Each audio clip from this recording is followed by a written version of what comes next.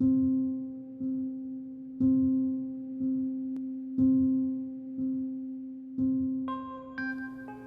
me back to the sequence of that night.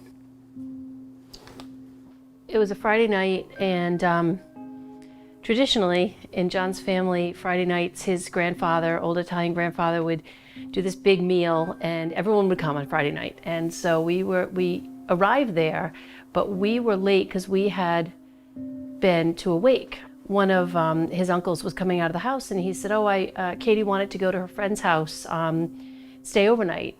Is it okay? I brought her up there. And we're like, yeah, no problem, no big deal. I remember having Katie come over for a sleepover, and we got into our two-door Honda Civic, and my mom was driving the car. Katie was in the rear seat behind my mom in the driver's seat, and I was in the front passenger seat. We were on our way up to Warwick Mall on Route 4, and we were in the middle lane of travel, and all of a sudden I remember being thrusted forward in our seats and then quickly going back into our seats. And I had my seatbelt on, and our car just started to gain speed, and it got faster and faster and faster. And I remember our car veering into the median and then going down the grassy median and then coming back up the embankment. It all happened so fast. And then I remember seeing cars coming straight at us. And I remember out of the corner of my eye seeing my mother trying to veer our car back out of the way of oncoming traffic and into the grassy median. And that's when I lost consciousness. So when I called, Becky's brother, Robbie, who was a junior in high school at the time, answered the phone, and I told him, it was Katie's mom, and could I speak with her? And then there was this long pause, and I kind of waited, and then someone's voice got on the phone, and he identified himself as a state trooper and told me that they would be right over. The next thing I remember after losing consciousness was I remember having my eyes closed, but I could still see and make out flashing lights all around me, red and blue flickers. And then I remember opening up my eyes and seeing the night sky. And I remember thinking, what just happened? And all of a sudden I remember feeling my body start to roll. And that's when I realized I was on a stretcher. And there was a paramedic near me and an EMT. And all of a sudden I saw the roof of the ambulance go over my head. And I saw the doors shut to the back of the ambulance. And that's when I realized something really, really bad had happened. The doorbell rang, and I saw the car drive up, and John went out to meet the troopers on the front step. What I remember is Mrs. DeKubelis coming out on the porch, and I think she had a phone in her hand or something in her hand. And when she saw us pull up, she dropped the phone. Todd and I walked in. As we were walking in, we confirmed that Katie had been killed in an accident. And they said, "I'm sorry, sir, to have to tell you, but Katie was killed this evening."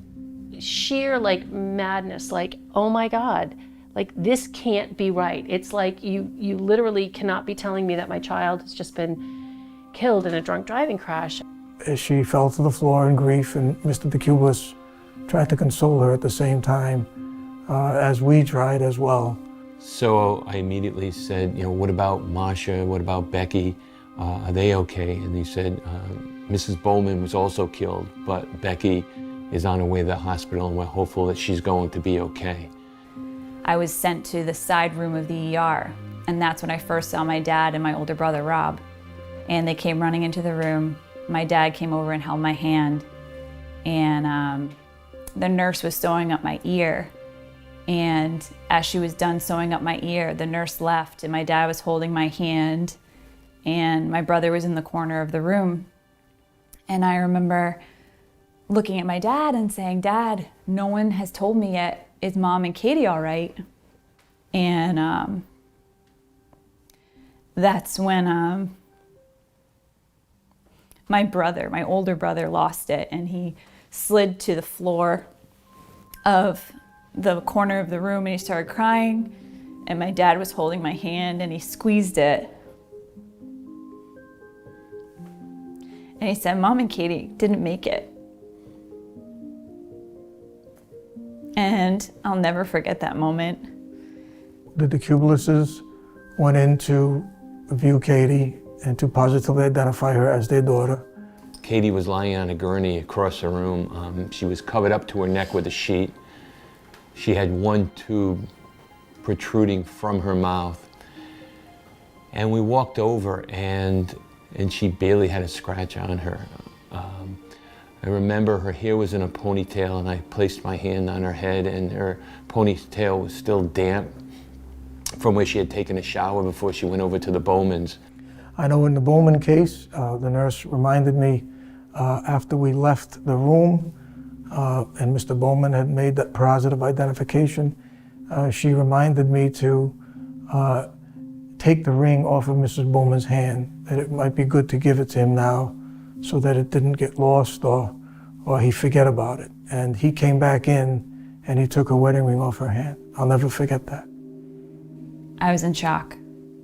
I was in the car with them an hour ago, and we were gonna go to the Warwick Mall, and we were gonna have a good time and spend our gift certificates that we got at the mall, and we were gonna have a sleepover that night. And now my life just completely changed forever. It was the same hospital where I had delivered Katie. And these flashbacks of being at the hospital. Sorry. Being at the hospital that I had delivered her at, and now I'm at the hospital to go and identify her body at 13 years old, and none of it made any sense. I remember not wanting to leave the ER. I think I was afraid that if I left the ER, I had to leave her there. And it was so unnatural for a mother and a father to leave their child at this point, because you're not supposed to say goodbye to your child at 13. Why'd this have to happen to me? Why'd my mom have to die? Why did Katie have to die? Two amazing people. And why did I survive? And they didn't. And I was very upset. I was angry with God. I was just lost. If it had not been for the fact that we were so blessed to have two other children, then things might have turned out so differently. In a sense, they saved us, because if we didn't have that purpose and that need to get out of bed in the morning, then we may have crawled into some hole and not been able to do that, and not been able to function.